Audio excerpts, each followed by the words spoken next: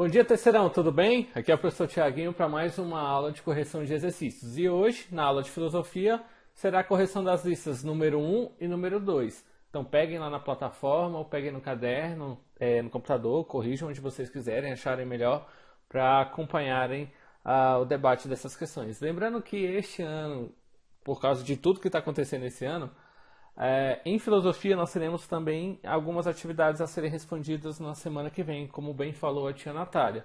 Sei que vocês estavam acostumados a não ter esses tipos de atividades em filosofia com a tia Uli, mas comigo vai ser meio que necessário porque nós não temos outras formas de avaliar vocês, de ver como é que está o aprendizado, a não ser na resolução de atividades, tá bom? Que vocês podem me enviar e eu conseguir avaliar um pouco como está o aprendizado de vocês, beleza? Vamos lá então, na lista número 1, questão 1. Explique o conceito de ética segundo a filosofia. Bom, ética e moral frequentemente assumem o mesmo significado em nosso vocabulário, o que pode ser justificado pela etimologia dessas duas palavras. A palavra ética deriva do termo grego ethos e diz respeito aos costumes e hábitos das pessoas, incluindo a noção de regras de comportamento. Então, por isso que a gente tem uma ética na escola, ética em casa, ética no trabalho, ética em vários lugares. Porque vem dizer respeito a noções de regras de comportamento, de costumes, de hábitos. E as regras de comportamento na escola podem não ser as mesmas em casa, podem não ser as mesmas no trabalho. Por isso que essa ética ela vai variar um pouco dependendo do ambiente onde nós estamos. 2. Explique já o conceito de moral segundo a filosofia. A palavra moral deriva do termo mores, a tradução latina do termo grego ethos. Dessa forma, moral também indica costumes e regras de comportamento. Ou seja, a palavra moral ela vai ter como origem a palavra que deu origem à ética. Então, ética e moral têm origem na mesma palavra, no mesmo termo grego, ethos.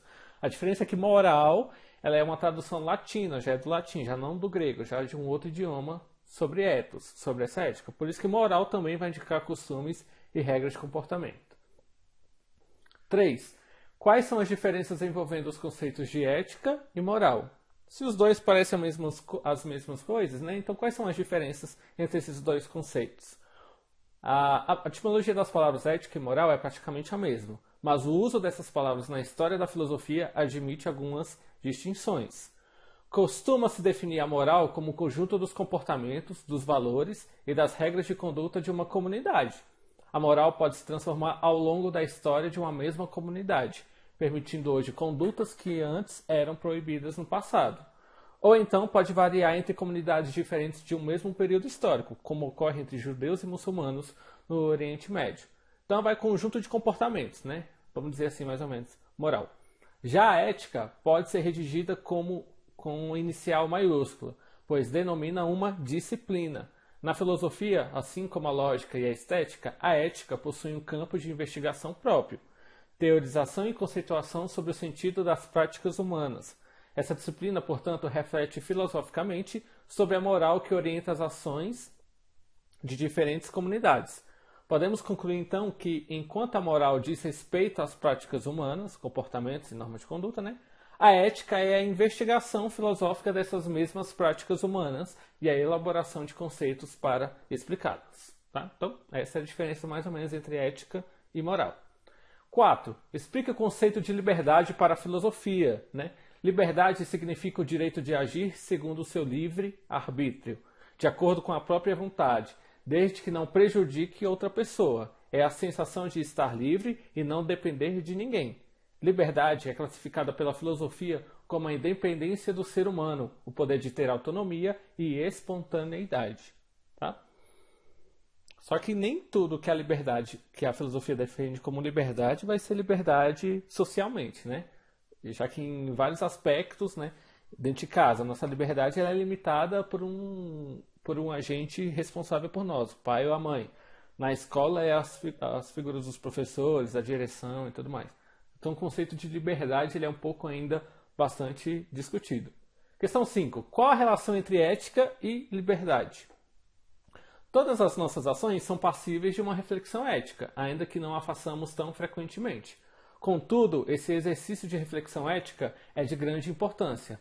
Pensar sobre nossas ações é fundamental para o exercício da liberdade, já que há uma grande diferença entre agir livremente no mundo, obedecendo somente ao que nós mesmos determinamos, e agir por obrigação a motivos e determinações estranhos às nossas escolhas. É o que eu estava dizendo para vocês. Em casa, eu sou livre? Até certo ponto. Até o ponto que os nossos pais querem que a gente seja livres.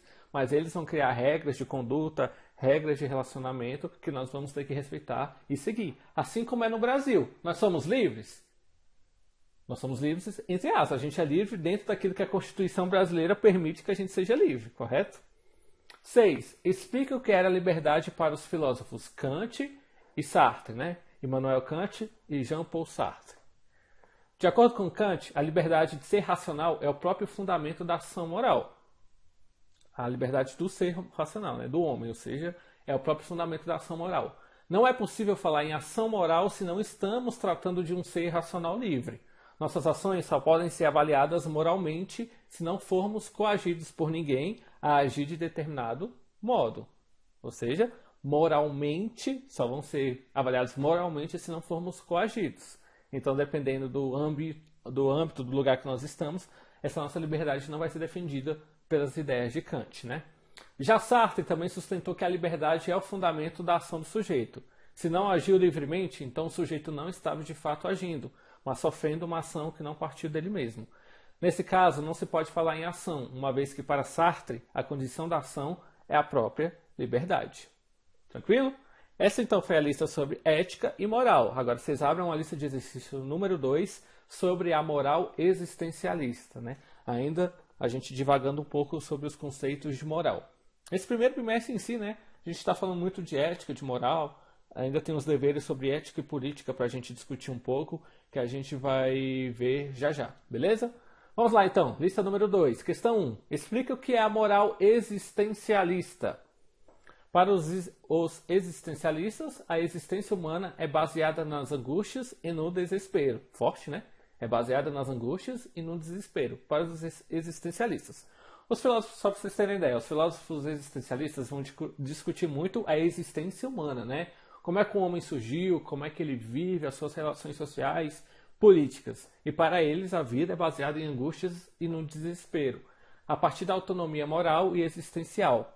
Fazemos escolhas na vida e traçamos caminhos e planos. Nesse caso, toda escolha implicará numa perda ou em várias, dentre muitas possibilidades que não são postas.